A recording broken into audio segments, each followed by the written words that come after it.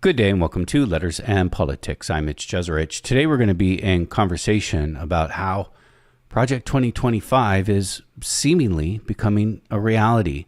My guest for this is David A. Graham. David Graham is a politics and national affairs for The Atlantic magazine, and he is the author of the forthcoming book. It's called The Project: How Project 2025 is Reshaping America. David Graham, it's a good pleasure to welcome you to this program. It's my honor. I'm just going to admit right here at the top that I am one of those people who didn't take Project 2025 that seriously in the previous year during the campaign. My thought was, well, these political think tanks, they always come out, especially if they're aligned to one of the two ruling political parties, they always come out with their transition plans and what they want to see from the new administration. And it's always a little bit crazy. It's full of their biggest ideas to the extreme. If they were in their fantasy world and all of this could come true, this is what it would look like. But in reality, over the last 40 years, a lot of it doesn't actually ever become policy in the process of ruling. And then never on top of that, Donald Trump in the campaign even talked despairingly about Project 2025, said he never read it, said there were parts of it he really disagreed with. And so that was my take last year, is this is just something that's being used as a lot of hype. And well, now I think I was wrong. How did Project 2025, I'm not the only person, but how did Project 2025 go from being this just sort of, this has been happening since the Reagan years in the 80s from right-wing think tanks. How did it go from being sort of this, policy kind of, something you might even do just for funders, into aggressively being enacted in policy? What differentiates this from previous kind of papers like this? I think part of it is simply circumstances. You have a president here who comes in without a lot of interest in policy, and that was true in 2016, and it's true again now. He has certain impulses and certain things he cares a lot about, but the nitty-gritty of policy is just never something that Trump has been all that interested in. And so there's kind of an opening for people who have more of an agenda to do that. And one of the things I think is interesting in Project 2025 is the places where they do lay out ideas that kind of conflict with Trump's. So they had a little bit of a blank slate to work with. The other thing is they thought really hard about implementation in a way they hadn't before. You read these platforms in the past, and I think you're not alone in that. And I think you're exactly right to say that these things are really common. We see them all the time, and most of the time they are kind of bluster. Some of those things go through, but they're the things you would expect. There are certain things that any Democratic administration is going to pursue, any Republican administration is going to pursue. But the folks who designed this had been really frustrated by their experience in the first Trump administration. And they had experienced that, they were frustrated by civil servants, although that's a long-running concern for a lot of conservatives. They were also really frustrated with the political appointees in the first Trump administration, who they felt were sort of lazy or hangers-on, or, maybe representatives of the old Bush mindset. They weren't really on the Trump team, and they were happy to slow walk things. And so they had this sense that if they got back into power, they needed to change things in a really drastic way. And they laid out methods of doing that. And they thought about that in a way that I think we haven't seen in other places. And I think that's why Project 2025 is different. And I think it's why they're having maybe a little bit more success, and why they may continue to have success in the coming months in implementing some of the things that they talk about. I mean, one key to take it seriously last year, and this was known, was that many people who were participating in Project 2025, and it's a big group project, sort of led by the Heritage Foundation. But one key that maybe you want to take this a little bit more seriously was just the number of former Trump administration officials who are participating in it. And lo and behold, many of these same officials are back in the Trump administration again. Tell me about the folks who are back in this administration again. Yeah, I mean, like roughly a quarter of the contributors had served in the first Trump administration, and then back now you have somebody like John Ratcliffe, the head of the CIA. You have just a whole range. I mean, there's folks who served at not in household names, but people who served in the Trump Justice Department and in other places who are now back in the administration. There's a guy named Adam Candayob, who's a law professor who's now the general counsel of the FCC. Really interesting thinker, really very drastic and radical. Not someone you're going to hear a lot about, but somebody who's going to have a lot of power through the Federal Communications Commission. But the person who I think is most important is Russell Vought. And Vought was the head of the Office of Management and Budget at the end of the first Trump administration. And then he sort of the intellectual architect of Project 2025, wrote a chapter, but also helped sort of design things. And now he's back in place as the head of OMB once again. And I think what makes his chapter so interesting and important is he really views OMB as the crux of a lot of this. And OMB is, it's, I say in the book, it's not a backwater. It's important. It's often led by people who are really adept operators, but it hasn't been seen as a kind of tool of partisan warfare. It's a place where you manage the government and you produce an aspirational budget every year. And what Vought's sort of genius was to see we can really totally rework the federal government if we control OMB in the right way. We can fire a lot of civil servants. We can convert them to political appointees. We can use OMB less as a kind of clearinghouse and more as a way to force our will on the other cabinet agencies and on independent agencies. And so he's thought through this a lot, and I think we already see that bearing fruit in how the Trump administration is approaching things. Understanding the Office of Management and Budget, I think, is important. And a lot of people maybe have never even heard of the OMB, stands for Office Management and Budget, before. And one of the we're still early in the presidency, but one of the earliest controversies is when Russell Vought, as director, he was acting director at the time, I think, of Office of Management and Budget, ordered a freeze of trillions of dollars of spending towards loans and grants to states, local governments, tribal governments. This ended up including a lot of nonprofits, and we're talking potentially trillions of dollars of funding. And the importance of the Office of Management and Budget is this is where, and you'll correct me if I'm wrong on this is where almost all of the spending goes through. So the White House and then Congress, however it is, comes up with spending plans. It's the role of the Office of Management and Budget, not just to take that money, to make sure it also is done legally within existing law, within other laws that might be contradictory, and you have to sort of figure it out. I mean, it's real sort of nuts and bolts office that is at the heart and instrumental of making sure that government operates. Right. I mean, so much of what the government does is about the money it spends and also the people it employs. And so this is where the money moves through. They're in charge of sending the money out and making sure it's moving. They're in charge of executing the budgets, and they're in charge of managing the federal workforce, both the political appointees and civil servants. And Vought correctly identified that if you control those, you control the whole federal government. And then the trick is whether there are checks and balances on what you can do with that. And they are determined to test that. I mean, they're pushing back on those checks. Historically, there have been. It appears they're in the law. But Vought thinks that he can get around those. And we see him trying that. We saw that in that funding freeze. And that was actually even before he was confirmed.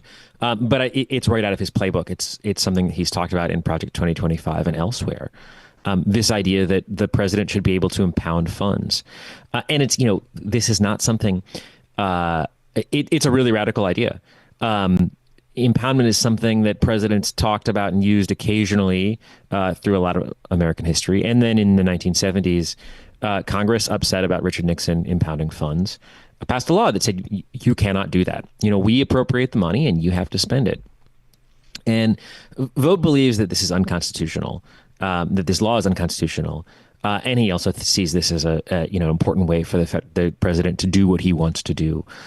And so there's this idea that the federal government would simply, the executive branch rather, would simply refuse to spend funds that Congress had appropriated, is at the heart of that. And it undermines any idea of Congress having the power of the purse. I mean, Congress can set whatever it wants, but if the president doesn't have to use that money in the way that Congress says, it doesn't really have any power of the purse at all. It was Russell Vogt. I mean, look, you normally don't even think about the Office of Management and Budget, never mind who is the director of it. It is sort of the quintessential bureaucratic, right, position. I mean, you need somebody, and maybe he is competent, right? I'm not saying he's not. He might be quite competent, but you need someone there who's not just an ideologue. You need someone there who actually understands how policy works, how government works, because it's so key to how government works. But Russell Vogt, wasn't he the one that said that this would be like another 1776 or 1860 moment for the country, a revolutionary moment? I believe that was Paul Dans who said that, who's the other major leader of this. And it was interesting. I mean, you're right. And I think Vogt is interesting because although we have become accustomed to the idea that a lot of the people who work in the Trump administration are in it for themselves or are sort of, political hacks, Vogt is somebody with a long record. And I think he is very competent, which is one of the other reasons why I think Project 2025 has succeeded, maybe where some of these other reports and plans have kind of fallen by the wayside. He worked on Capitol Hill for Phil Gramm, the conservative financial ideologue who helped deregulate the financial industry in the 90s. Then he worked for Jeb Hensarling, another important fiscal conservative. He worked at Heritage. He worked for the Republican Study Committee, which is a sort of major locus of hard conservative thought in Congress. And so he's really steeped in these worlds, and he knows how they work. And that was another one of his frustrations with the administration, the first administration, is he felt like when he got to the White House, the people working there simply weren't of the same caliber that he was used to from Capitol Hill, where there are a lot of people who are low paid but really committed to the cause. He didn't see that. And he wanted to make sure that if they got back into power, there were going to be people who were really committed and who knew what they were doing. Is there an ultimate goal laid out in Project 2025, especially when it comes to how to use the Office of Management and Budget? I think it's all about presidential control in one way or another. It is bringing the historically independent regulatory agencies, things like the FCC, the Federal Reserve, under the heel of the White House. It's slashing the federal workforce. It's slashing what the federal government spends.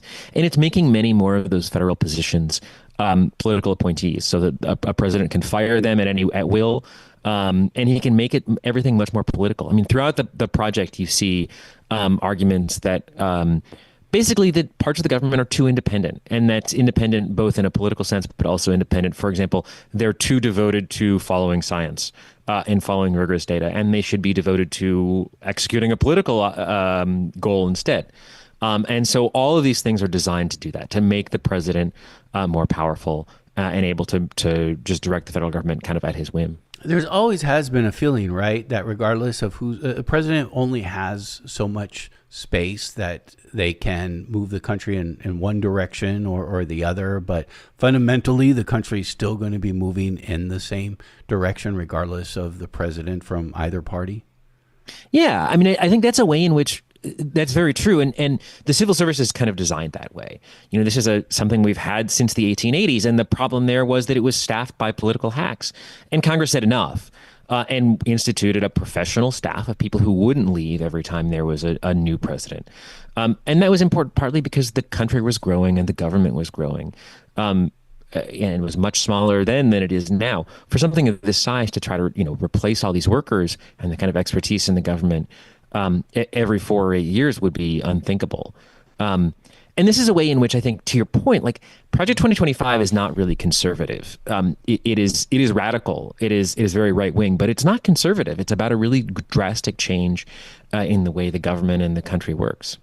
That's interesting. I did not know this was sort of an issue for Congress to take up, about the politicization of the bureaucracy. And that's not, I didn't get through your whole book, which I just read it last night, but that's not what your book's necessarily about. And I don't want to ask questions that you're not prepared for, but that it does interest me that this was actually an issue that Congress personally tried to address concerning, I guess, the professionalization of the bureaucracy. Yeah, I mean, it was a patronage system where presidents would appoint people in their party, sort of as a favor to them. And the real turning point is that when James Garfield was shot, he was assassinated by a frustrated office seeker. That was kind of the moment when, after years of frustration and many corruption scandals, Congress was ready to change the system and institute a more professional one. And you see, in Project 2025, the authors acknowledge that the motivation for the civil service, but they say it's simply gone too far. There's too many of them, and the president can't move them. They're a kind of built-in resistance. And a lot of presidents have been frustrated with the civil service at times because it doesn't always move as fast as they want. It doesn't do the things they want to do. But I think it's particularly a challenge for a conservative administration or a right-wing administration, partly because there are, federal workers, our surveys show, generally lean left.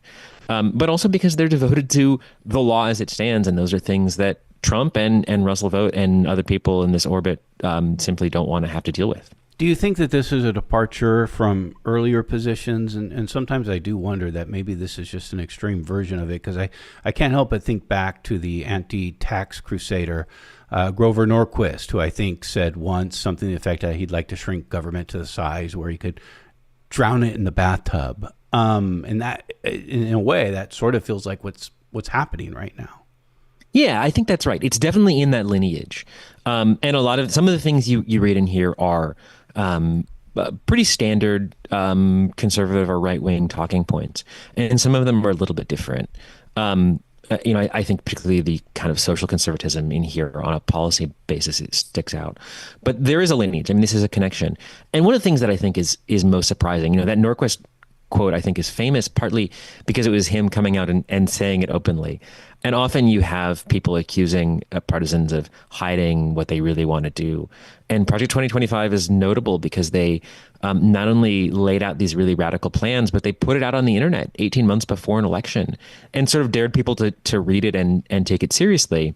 And I'm not sure that it totally penetrated, maybe partly because they weren't hiding it, but it's all laid out right there. This is Letters in Politics, and we are in conversation with David A. Graham. David Graham is a journalist. He covers politics and national affairs for The Atlantic magazine, and he is also the author of the book, The Project, How Project 2025 is Reshaping America. You write about one of the other sort of leading figures of Project 2025 is the president of the Heritage Foundation, Kevin Roberts. And I guess Roberts writes that Project 2025 has 4 goals, and I'm quoting what you wrote here: restore the family as the centerpiece of American life and protect our children, dismantle the administrative state and return self-governance to the American people. I think that's kind of that second part there is what we've been harping on so far. Defend our nation's sovereignty, borders, and bounty against global threats, and secure God-given individual rights to live freely, what our Constitution calls the blessings of liberty. Let me go to that first one. Tell me about restore the family as the centerpiece of American life and protect our children. How is that being implemented? It's a really interesting range of proposals under there. And I think there's some of the ones that we have not felt as much yet, but there's some of the ones that could really shape American life most clearly. The things we've seen already are, for example, the orders from the administration defining sex as male and female with nothing else, attacks on DEI, attacks on trans rights, use of Title IX to insist that trans athletes not compete in girls' sports. And so those are the sort of the simplest ones, the ones that are most straightforward that we've seen already. But they see, they argue for a really wide-ranging redefinition of a lot of things. At the heart is just an idea of a nuclear family with a father who works, a mother who ideally stays in the home with children. And that's what the Project 2025 says? Yeah, they advocate very much for male breadwinners. They don't say that women shouldn't work, but they argue that there's a lot of policy change that should be made to make it easier for mothers to stay home. So, for example, that means paying or for family members to take care of children. So, paying for childcare in the home or finding ways to subsidize childcare in the home so that you only have to have one breadwinner in a family. That doesn't sound so terrible. I mean, if you Yeah. take out the gender aspect, could be the father who stays home. But we now live in a society in which both parents have to work and have to take care of the home as well. Yeah, I think it's really interesting. Some of these things where they overlap even with, Elizabeth Warren wrote years ago, The Two Income Trap, about the difficulty of having to have two parents working. And you see some similarities there. You see other proposals. I mean, the idea of better childcare makes sense. There's a proposal to make it easier for childcare to take place in the office or in a workplace, so that people don't have to go somewhere else where their children are. They can be closer to their children. I mean, these are things that I think might have widespread appeal. There's an argument. I'm surprised to hear that actually out of. Oh yeah, 2020. I mean, there's an argument for, and this is the sort of example of I think a lot of people might be uncomfortable with the kind of religious overtone, but maybe not with the effect, which is they say that there should be a de facto Sabbath for people, so people should be able to take time off work. They shouldn't have to work 7 days. They should have a rest period, and they say the default would be Sunday, but it wouldn't need to be Sunday. For example, it could be a Jewish Sabbath. And if you don't do that, you should have to be paid time and a half. So there's a lot of things that are pro-family in a sense that I think a lot of people would get on board with. And, that's, I think, true throughout Project 2025, where there are elements that are very conservative or very radical. I mean, other ones that I think would appeal to a lot of people across the political spectrum. And they're often just in one paragraph after another right together. What about on abortion? Are they looking for a national ban? They are, and they're looking for any way to do that. I mean, there's a bunch of things they'd like to do. First of all, they want to, they want to make sure that you cannot mail abortion pills through the mail. They use the Comstock Act, and this is one of the things that I think got the most attention was this idea of banning that. They want to crack down on abortion other ways. They want a registry of abortions. Everything they can do from the federal government other than passing a congressional ban on abortion, they would like to do. And there are a lot of steps. And then, of course, they would also like to see a congressional ban on abortion. It's always scary to hear about the Comstock Act. This is an act that was weaponized in the 1950s, known as the Lavender Scare, in which gays and homosexuals in the federal government were fired at large during the communist. It was part of the communist witch hunt at the time. I do want to ask you about the FCC. This is something important to me. I'm of the old media, the radio. The FCC does have jurisdiction over us. My radio network, Pacifica Radio, was named in Project 2025 along with NPR and others. What's happening with the FCC and how this is? We already see the FCC launching investigations both into commercial and public radio station, and just broadcasters in general. What does Project 2025 say about the FCC's role, and how is it so far being implemented? Yeah, the chapter of Project 2025 written covering the FCC is written by Brendan Carr, who is now the chairman of the FCC, and I think what I see is a broad assault on broadcast media, on any sort of independent broadcast media. So in the case of nonprofit media, Carr believes, we've seen, I guess I should back up. We have seen, of course, efforts by Republicans to defund the Corporation for Public Broadcasting, to defund NPR for a long time, and generally not successful. But Carr is laying out ways to approach this from a regulatory point of view. So, one thing he says is, these stations they have sponsors. So, if you're watching PBS, there will be an underwriter, and well, that's a commercial. We believe that's a commercial, and they're not allowed to take commercials under their educational licenses. So we should revoke their educational licenses. So I mean, it's a pincer. They don't want to give public funding, but they also want to make it impossible for these for broadcasters to receive private funding.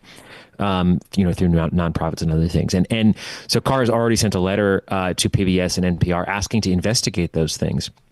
Generally, though, what he wants to do is he wants to revoke these licenses that allow Pacifica, NPR, and PBS to broadcast as educational broadcasters. And then in terms of commercial media, there's a whole range of things he would like to do to pressure the traditional for-profit media, corporate media. We've already seen him demanding transcripts of a 60 Minutes interview from CBS. There's an interview with Kamala Harris that Trump has made a big deal about and has sued about. And so here Trump is suing as a private individually suing CBS, and at the same time, his FCC under Brandon Carr is pressuring CBS to produce these transcripts. And I think all of these things I think are an attempt to cow the press, in whatever form, out of critical coverage and out of independent coverage that might make Trump look bad. And we also see the White House now moving towards picking what journalists will be part of pools, especially when they travel. Is that laid out in Project 2025? That's not laid out. I mean, that's a different and interesting thing. And it's curious to see what is in Project 2025. I mean, the ideology of cracking down on independent press is very much there, but these questions of sort of how the press room should run are things that they sort of set aside as maybe not of the same kind of caliber of importance policy wise. They also want to eliminate, and I think this is laid out in Project 2025, sticking with the FCC for a moment, the Corporation for Public Broadcasting. This is the entity that actually gives funds to public broadcasters. Not our network, but that's a long story. But most, NPR especially.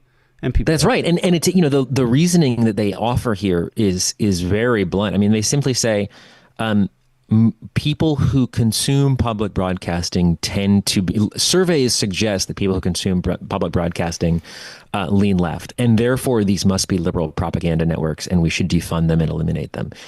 It's bad logic among other things, and I think it's an assault on free press.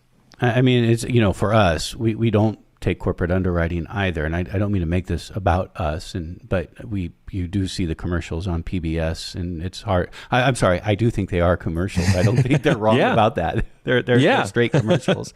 But what's also left out is the erosion of government support and cuts over the years that has actually led to that dynamic. That's right. Exactly. Yeah. And I think it is a pincer in that way. They're trying to pressure the broadcasters from both directions. Yeah. So they basically cut the broadcasters for many years, and then liberalized the broadcasters' ability to take corporate underwriting. And then they did that in part because they had to. And now that they're doing that, they're being punished again because they just don't like, these people just don't like public broadcasting. Exactly. Do you find an overall, well, let me ask about democracy, right? Because this is something that's up for debate. People say democracy is at risk right now. This fears that this is the end of the democratic system. I think, and I want to know if this is laid out in Project 2025 about their idea about democracy, because there is another argument to it of like, no, this is democratic.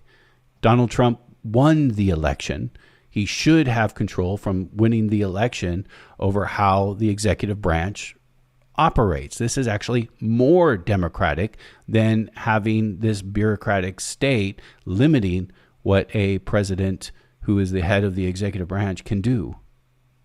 Yeah, I think it is a really interesting question. And that's very, very much the attitude that they take is they say, why is there this huge crowd of people who can slow walk what the president does? Like the president is elected. He should be able to control the executive branch. And I think there is some truth to that. I wouldn't want to write that off entirely, but I think it's a really one-sided view of things. And what it leaves out is Congress, most of all. When we talk about, for example, independent agencies, they want to get rid of independent agencies. And they believe it's unconstitutional. But we know that, and that's, I suppose, a question for the courts. And they very much want to get test cases to the court and hope that they can get the Supreme Court to side with them. But the law very clearly said, the laws passed by Congress very clearly say that, for example, these are independent agencies. Congress has passed laws that lay out the protections for the civil service for people working for the federal government. And they take this idea that, basically, only the president should have power, only the executive branch. And it's interesting. I mean, when you read it, you read that quote from Kevin Roberts about sort of, about returning power to the people. And in the report, they say, one problem is that Congress has yielded too much power over the years to the executive branch. They've yielded those things by basically assigning roles to departments, by, asking the executive branch to implement parts of laws that they don't lay out entirely. That's a critique that I think a lot of people agree with. there is a sense that Congress is not doing its job on any number of things. But what's bizarre is that Project 25's answer to that is, therefore, the president should have even more power. He should be able to run roughshod over the things that Congress has done. He should be able to sort of do all of these things, regardless of whether the laws are in place. And so I think that's a sort of a contradiction that I don't see explained in Project 2025, and I think it's a real difficulty with their argument. It's democratic in a very blunt sense, but it is not the kind of existence of rule of law and checks and balances that, I certainly wouldn't say they always function in the American system, but I think that balance is, of course, something that many of us have always thought is one of the most important things about the American Constitution. And I don't see a lot of reverence for that in this document. What about the ignoring of judges' orders? They're not as direct on that as we've seen recently. But it's part of the same idea. I mean, when they say they're ignoring these orders, or they threaten to ignore these orders, or say they don't always have to respond to them, as we've seen some nominees doing, they're really buying into the same idea that, there's simply unconstitutional limits on what the executive can do, and they believe the Supreme Court will side with them. But they're making a decision that no, the judge's ruling's unconstitutional. So we're making right. They think they have the right to decide that the judge's ruling is unconstitutional, and that's another example of where the checks and balances that I think many of us have been taught for many years exist are being put into really direct question. And then there's the firing of the chair of the Joint Chiefs of Staff. There's the replacement of the JAG attorneys, and the Joint Chiefs of Staff is the top military person. And the firing of all these people within the Justice Department. Is there a philosophy behind that? I think there's a couple of things going on. In the case of the military firings, there's an idea throughout Project 2025 that the military has become too, quote unquote, woke, which isn't something they really describe, but it's very much the view. They complain that this is, they say, Barack Obama's officer corps. And they suggest, without really offering a lot of evidence, that these people have been promoted simply because they are on the right political agenda, or because of the color of their skin, or because of their gender. And so you see this in the firing of C.Q. Brown, who was the chairman of the Joint Chiefs, a heavily decorated black general, who has now been replaced by less retired and less high-ranking white general. So there's this real concern about DEI throughout, and in particular about the sort of quote-unquote wokeness, and social engineering in the military is something they're very concerned about. When we look at the Justice Department, I think it is more simply about power. It's a concern that the Justice Department acts as a quasi-independent body, a little bit like these independent agencies, but within the executive branch. And that the president should be able to tell them what to do. I mean, the attorney general is appointed by the president. Why can't the president do what he wants? And, the answer to that is we have seen dangerous corruption at the Justice Department when presidents have had too much power over it. We saw Nixon trying to use the Justice Department to his own ends. And that's why there are rules. They're not laws, but there are rules that make the Justice Department act in an independent way. And they want to get rid of that. They want the Justice Department to work, hand in glove with the White House. And that means not simply, that can mean, pushing a policy agenda, but it can also mean retribution against enemies of the president, as we're seeing. Again, your forthcoming book is How Project 2025 is Reshaping America. I think this comes out in April. That's right, April 22nd.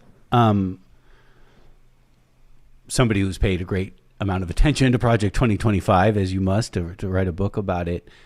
What are you looking for here in the future? What do you think is still to come? I think the stuff about gender and family roles is really important, and we have not seen all of that. I think we still have a lot to see about what they'll do about labor. That's a real focus in here, and you see a little bit of the more